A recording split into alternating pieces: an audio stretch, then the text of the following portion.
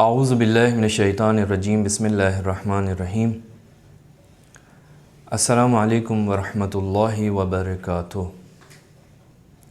عزیزان محترم، آج ماہ مبارک رمضان کی 28 تاریخ ہے اور ہم آج قصہ ٹی وی سے 28ویں دعا کی مختصر سی وضاحت کے ساتھ آپ کی خدمت میں حاضر ہوئے ہیں۔ معصوم سے نقل ہونے والی دعا کچھ ان کلمات کے ساتھ ہے۔ بسم اللہ الرحمن الرحیم۔ اللهم وفر حظي فيه من النوافل وأكرمني فيهم بإحضار المصائب وقرب فيهم وسيلتي إليك من بين الوسائل يا من لا يشغله إلحاح الملحين۔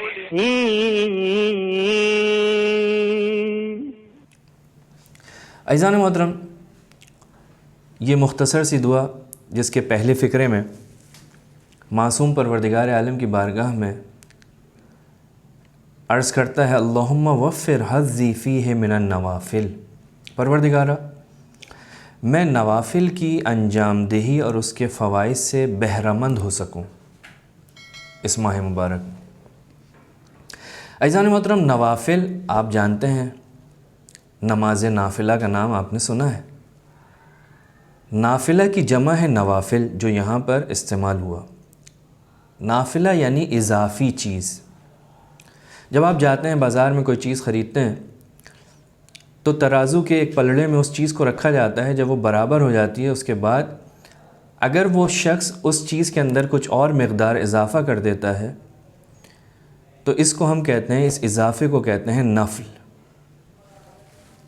اس اضافے کو ہم کہتے ہیں نفل، یعنی اس کی اپنی مقدار سے زائد یا اضافی مقدار، جس کو ہم مستحب بھی اپنی دینی زبان کے اندر کہتے ہیں۔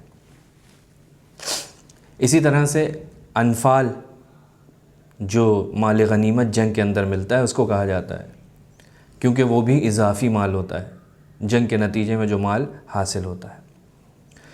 بس نوافل واجبات کو پایہ تکمیل تک پہنچاتے ہیں، عبادتوں کو معراج کی حد تک لے کر جاتے ہیں۔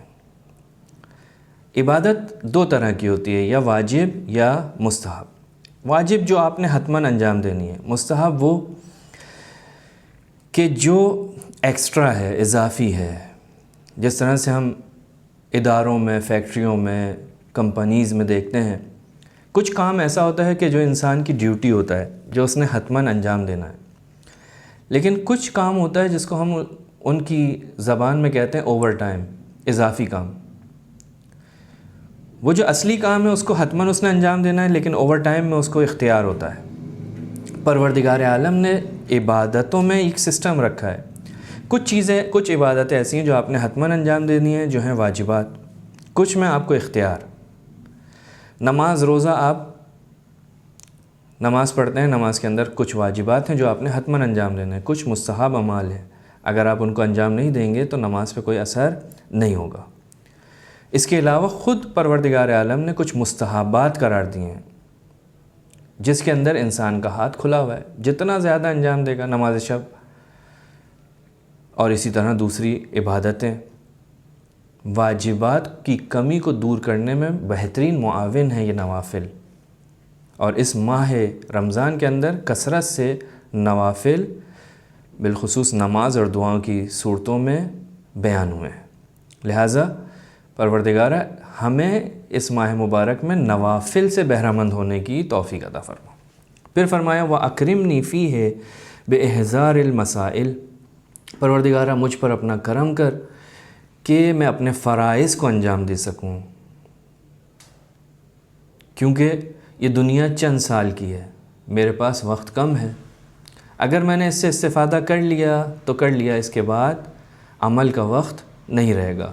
اور آپ جانتے ہیں کہ دنیا کے اندر وقت کیسے گزر جاتا ہے، جیسے مولا کائنات فرماتے ہیں الفرصۃ تمر کمر السحاب، جس طرح سے انسان کی آنکھوں کے سامنے سے بادل غائب ہو جاتے ہیں، اجھل ہو جاتے ہیں، انسان دیکھتا ہی رہ جاتا ہے، اسی طرح سے انسان کی زندگی گزر جاتی ہے۔ لہٰذا دعا کی جا رہی ہے کہ اپنے فرائض کو انجام دے سکوں، اپنا کرم کر مجھ پہ۔ پھر اس کے بعد فرمایا وَقَرِّبْ فِيهِ وَسِيلَتِي إِلَيْكَ مِن بَيْنَ الْوَسَائِلِ، پروردگارہ وہ وسیلے جو تو نے ہمارے لیے قرار دیے ہیں وہ ہمارے اختیار میں قرار دے، تاکہ ان کے ذریعے سے ہم تجھ تک پہنچ سکیں۔ یا ایھا الذین آمنوا اتقوا اللہ وابتغوا الیہ الوسیلہ وجاہدوا فی سبیلہ لعلکم تفلحون۔ وسائل بہت ساری چیزیں ہیں جو پروردگار عالم تک پہنچنے کے وسیلے ہیں، جیسے یہی عبادات، واجبات و مستحبات۔ اسی طرح سے مولا کائنات امیر المومنین جو ہے نہج البلاغہ کے خطبہ نمبر 110 کے اندر مختلف وسیلوں کا ذکر کرتے ہیں خدا تک پہنچنے کا، مثلا ایمان، نبی پر ایمان، خدا پر ایمان، جہاد، اہل بیت وسیلہ ہیں کہ زیارت جامع میں آیا السلام علی الادلہ علی اللہ، خدا کی طرف رہنمائی کرتے ہیں۔ اسی طرح سے دعائیں ہیں کہ جو وسیلہ ہیں پروردگار عالم تک پہنچنے کا۔ یا من لا یشغلہ الہ الملیحین، پروردگارہ تو وہ ہے جو منت و سماجت کرنے سے متنفر نہیں ہوتا، تنگ نہیں ہوتا کہ تیرے جود و سخاوت میں کوئی کمی واقع ہو جائے۔ پروردگارہ ہمارے حق میں ان دعاؤں کو مستجاب فرما۔ وآخر الدعوانا ان الحمد للہ رب العالمین۔